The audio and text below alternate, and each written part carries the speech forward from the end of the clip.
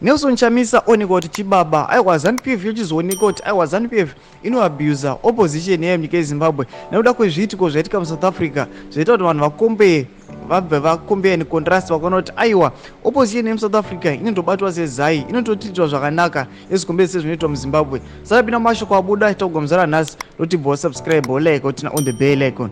Noda kukuti tinoona kuti pana post achiti considering how ZANU-PF treats its opponents. Guys, today judging by the South African election results and how Julius Malema has failed to inspire the electorate under fair conditions, where he has access to national media coverage, he can criticize the government without risking prison, is given fair chance to campaign, etc.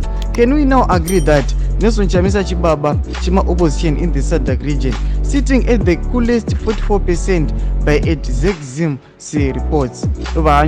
Just like and retweet. Saka ndo zvatukona kuti pana bazvunzi aiwa Nelson Chamisa autooneka kuti aiwa mukuru wema opposition chibaba cheSADC kuti kunyangwe zvake achiti iye anobirirwa kana zvinzi anobirirwa neZANU-PF, asi Nelson Chamisa anokwanisa kana kutosimudza up to 44% nyangwe ichinzi yakabirirwa, asi unoona kuti mamwe opposition haatombochikwanisi, haatombozviite. Asi kunyangwe zvakadaro aiwa tinoona kuti munyika yeZimbabwe vanotaura kuti aiwa opposition yemuZimbabwe haibatiwi zvakanaka semabatiro ainoitiwa kuSouth Africa. Ndoda kuti they have the right aiwa to criticize kana to oppose vasingamboriski kunosungwa aiwa mujeri. Chipatudze mafungiro enyu noti kudii pamusoro pemashoko awa aiwa pinai comment section medu, subscribe kulike channel, turn on the bell icon.